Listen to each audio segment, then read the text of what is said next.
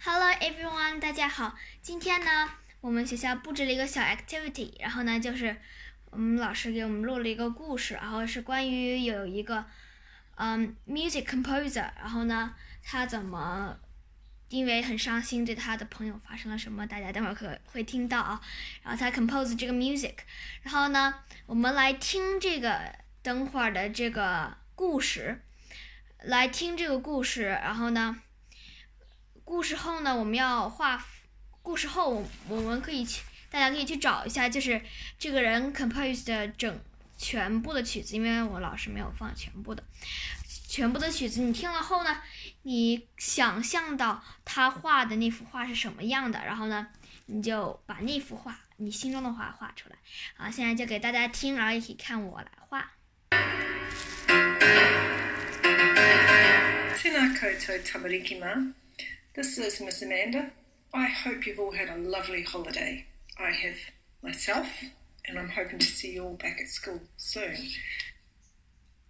Today I'm going to read you a music story called Mussorgsky's Pictures at an Exhibition.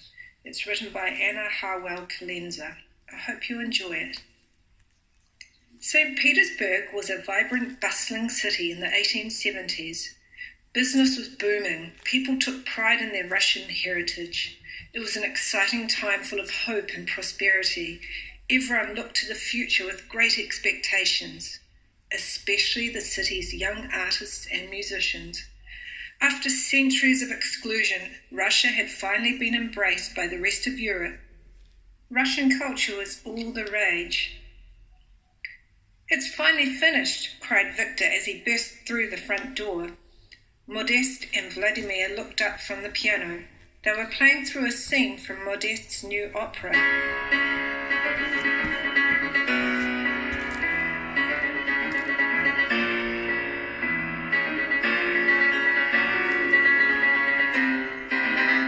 "What are you talking about?" asked Vladimir. "My designs for the building competition," said Victor. "You know, for the city gate in Kiev." He pushed the breakfast dishes to one side and carefully spread his drawing out on the table. "Come and have a look," he said. "You'll love it." Vladimir chuckled as he got up from his chair. "No one can accuse you of false modesty, Victor." Modeste nudged Vladimir. "Stop teasing him," he said. "You're the same way when you finish writing one of your articles." He walked over to the table and studied his friend's drawing. "It's fantastic, Victor. The judges would be fools not to choose your design." "I agree," said Vladimir. "It's magnificent." "Do you really think so?" asked Victor. "Oh, I hope you're right. It would be a dream come true to finally see one of my designs built in stone." Such was the scene on a sunny March morning in 1873. Modeste Mussorgsky, Victor Hartmann, and Vladimir Stasov were spending the day as they did most days, working together on various projects. They belonged to a group of young artists and musicians trying to make their mark in the world. All three had great plans for the future. Modeste wanted to write operas celebrating the glory of the Russian people. Victor dreamed of decorating his homeland with fantastic towers and gates. And Vladimir hoped to travel far and wide, telling the world about Russia's great talents. But life does not always go as planned, and on July 23rd, 1873, the lives of these three friends took a turn for the worse. "No!" cried Modeste. "Victor can't be dead. I saw him just last week." "It was quite unexpected," said Vladimir, his voice cracking with sorrow. A blood vessel burst near his heart. Modeste's face turned ashen white. "It's all my fault," he said. He walked across the room and slumped down in a chair. "Don't blame yourself," said Vladimir. "There was nothing you could have done." Modeste buried his face in his hands. "You're wrong," he cried. "Victor was complaining of a headache last week, but I wouldn't listen. I wanted him to carry some boxes over to the theatre for me.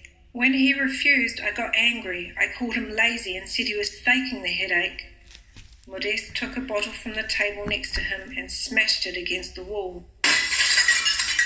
"Why didn't I listen to him?" Vladimir tried to comfort his friend, but Modeste pushed him away. I don't want to talk to anyone, he said. Just leave me alone. For the next few weeks, no one saw much of Modeste. He hid himself away from friends, suffering the loss of dear Victor in solitude. When Modeste finally did appear, he wasn't the same man. His face was swollen, his hands shook. He was irritable and mean. Modeste had stopped writing music, and his friends were worried. What are we going to do about Modeste? Asked Alexander, a young composer. I approached him on the street yesterday, but he wouldn't even look at me. It hurts to see Modeste suffering like this, said Vladimir. But there isn't much we can do right now. I'm trying to organize an exhibition of Victor's art. If I can pull it off, perhaps that will help. Yes, said Mikhail, another friend. Seeing Victor's art again might just do the trick. If you want help, I'll do everything I can. Me too, said Alexander. Just tell me what you need. So Vladimir and the others set to work gathering Victor's art. By February, they had put together a huge exhibition with over 400 paintings and drawings. On the day of the opening, Vladimir visited Modeste and invited him to come. No, yelled Modeste. I'm not interested. Victor is dead and I want nothing more to do with him. Do you understand? I understand, said Vladimir calmly. He closed the door, locked it, and slid the key into his pocket. What do you think you're doing? Cried Modeste. I won't take no for an answer, said Vladimir. Either you agree to come to the exhibition with me now, or you get used to the idea of a roommate. Modeste narrowed his eyes and sneered. Have you considered joining the army, Vladimir? You are very good at telling people what to do. I'm sure they would make you a general. Vladimir crossed his arms and leaned against the door. I'm still waiting for an answer, he said. Modeste threw his hands in the air. All right, you win. I'll come with you. Just let me get my coat. When they reached the gallery, Vladimir put his arm around his friend's shoulders and said, A special part of Victor still lives in each of us, Modeste. Don't shut him out. Remember Victor, and the pain of his passing will ease. If I have to do this, then at least let me do it alone, replied Modeste. He pulled away from Vladimir, opened the door to the gallery, and grudgingly stepped inside. Modeste stood dumbfounded. Every inch was filled with Victor's hopes and dreams, his fears and his greatest triumphs. Modeste looked across the room and spotted a familiar face. A gnarled little gnome Victor had drawn several years ago. Slowly he made his way towards the drawing. He stared into the gnome's anxious eyes. I know just how you feel, he whispered. As he wandered through the gallery, each picture sparked a memory. There was a gloomy castle made for one of Mikhail's operas, and designs for some canary costumes used in a ballet. The next painting showed a park in Paris. Lovers strolled beneath the trees while children squabbled next to a swing. That carefree day was so long ago, Modeste thought to himself. There were many portraits in the exhibition, faces both familiar and strange. The wealthy Samuel Goldenberg with his fur hat and arrogant sneer, and Shmuel, the old beggar, crying in the street. There was a painting of the weary peasants Victor and Modeste had seen on the roadway last year, lumbering through the mud with their oxen. Victor's whole life was alive on canvas, from the early morning bustle of the marketplace to the still, dark shadows of candlelit catacombs. Even Baba Yaga, the witch, was there, from Victor's favourite fairy tale, sitting in her hut built on chicken legs. Each picture was special, but one picture in particular, the great gate of Kiev, stirred Modeste's soul. Oh, Victor, he sighed, this was to be your greatest achievement, a glorious monument to heroic Russia. Modeste's eyes filled with tears. Now it will never be more than a dream. If only I could build it for you. Modeste stood in front of the drawing for a long time. He studied the delicate windows of the church and imagined the stone walls rising heroically towards heaven. Suddenly a smile spread across his lips. Maybe I can build it for you, he thought. Modeste rushed from the gallery. Thank you, General, he cried out happily behind him. Modeste went straight to his piano. He hadn't played a note in months, but suddenly his heart was full of music. Modeste thought about Victor's art, and one by one the spirit of each picture filled the room. The anxious gnome appeared first. He scampered up out of the piano and scurried around the room in a feverish dance, then stealthily crept along the floor before running away. Next, mist rose from the piano and an ancient castle appeared. A lone troubadour sat at the gate, singing a slow, sad song from ages past.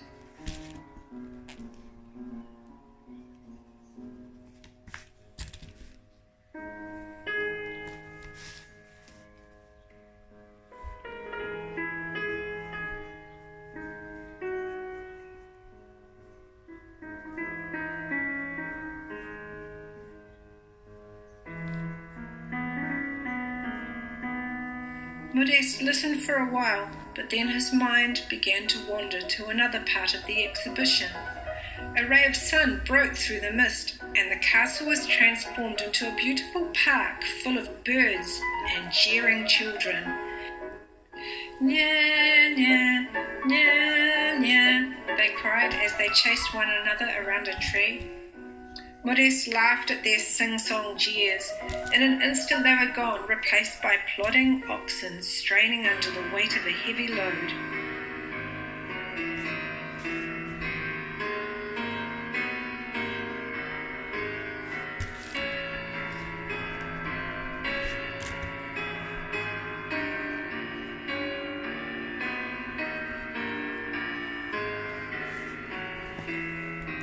Beep, beep, chirped the canary chicks as Modeste played.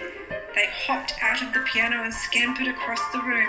Beep, beep. Fluttering and pecking, they tried desperately to break free from their shells. Mr. Goldenberg was not amused. He stepped out of the piano and looked about the room with an arrogant sneer on his face. Obviously dissatisfied, he slowly walked across the room and out the door, ignoring poor Shmuel, who stood whimpering in the corner.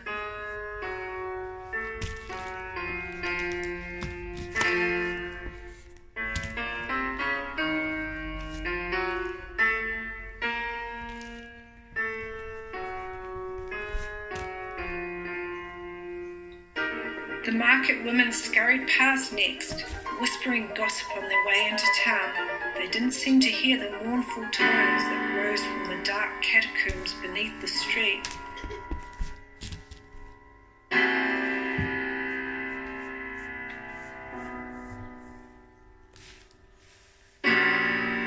But Baba Yaga heard them. The song of death was music to her ears. She leapt from the piano in her monstrous hut and thrashed about frantically, looking for children to terrify.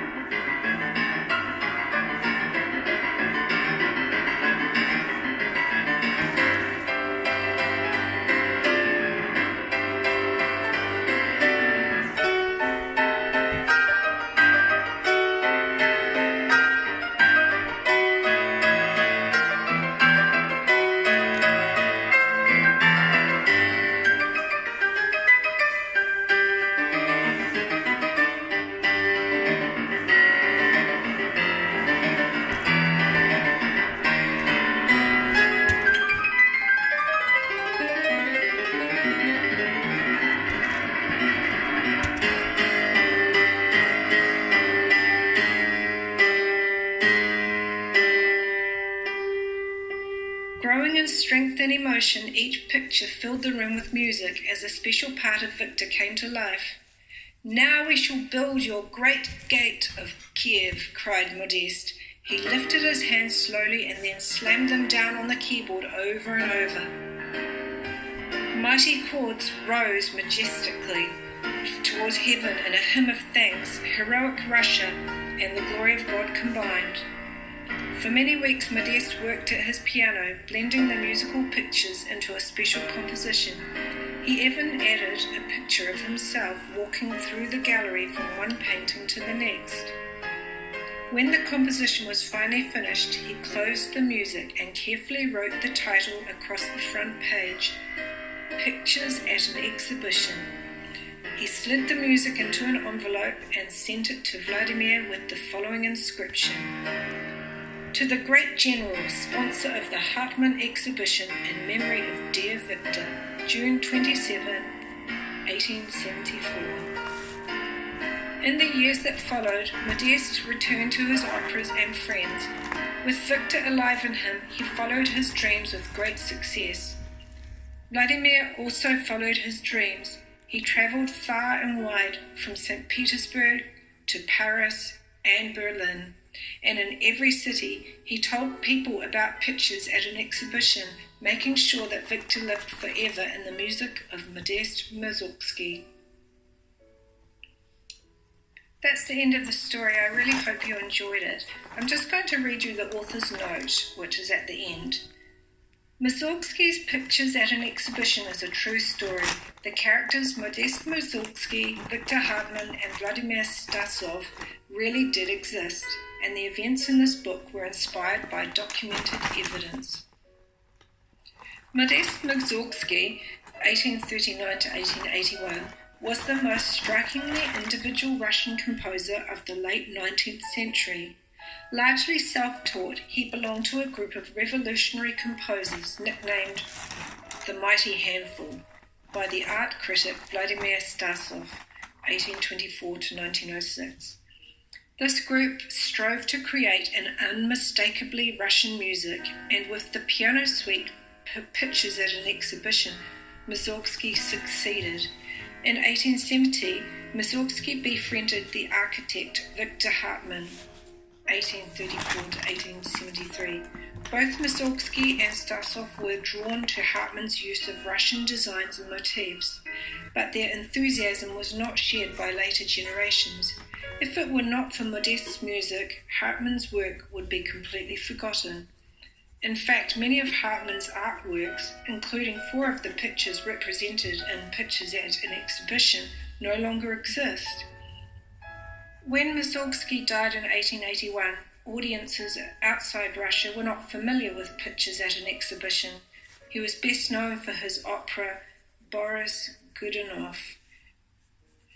But in the years that followed, many composers around the world orchestrated Pictures at an Exhibition. That means that they took the piano music and they arranged it for an orchestra to play.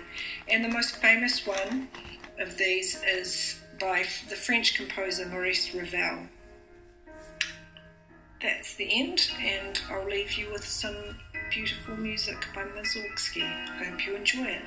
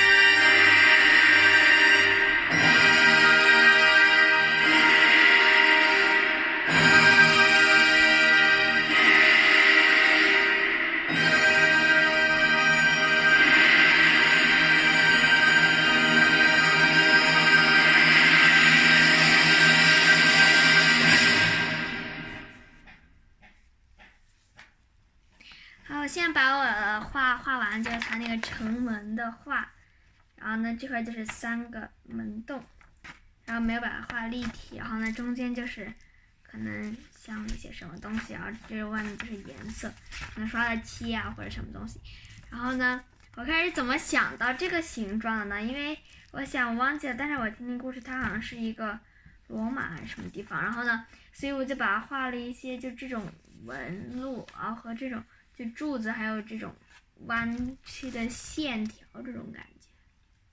好，这就是我画的这个城门，然后现在你也画了一个城门，然后大家可以想为什么搞了个红边，然后呢因为我有想，因为如果3个门都是一样的话没有什么感觉，然后可能就是好像什么高地带人就是从中间门走，然后两边就是老百姓走的，然后所以我就想那中间呢我需要就是安一个红色边，我很想安金边，但是呢金色呢就是这个比金色就是这块就是金色不太好看，所以我就搞了个红色，而且这会儿是粉色蓝色，然后就配着比较好看，虽然这会儿是绿色红配绿不太好看，但是没关系，就是而且感觉这块就好像是 shadow， 然后那边就是清淡色，我觉得这样很好看。咦，在这边好了，那我今天的画就画到这里啊，你也给自己画个画，然后画完之后你可以再去网上查查它真正的长什么样，看你想象跟它音乐里说出来的一不一样，或者像不像。那我们今天视频就到这里，希望你喜欢，拜拜 ，see you next time。这里是我写的一个曲子和我那幅画有关的，然后我就感觉我那个画呢就是非常royal非常 grand， 然后呢很高兴的一种感觉，所以我就写了这首曲子，然后呢我给它取名叫 Flower Smile， 但我还没有把这个 title 写上去，现在我可以给大家听一下这首歌啊，这块是这个软件，从头然后开始。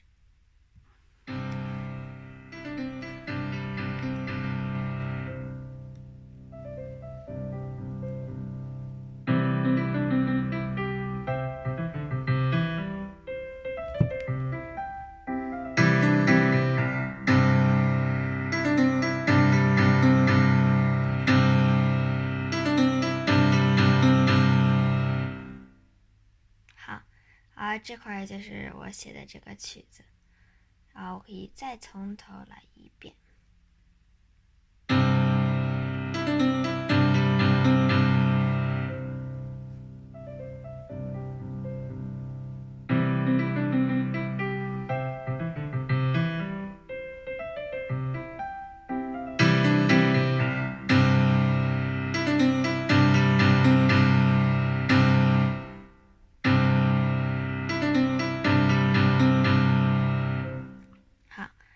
这就是我写的曲子，然后大家可以和你的画也写出你感觉你的这个城门的感觉，然后画出你的画，写出你的曲子。那今天视频就到这里，希望你喜欢，拜。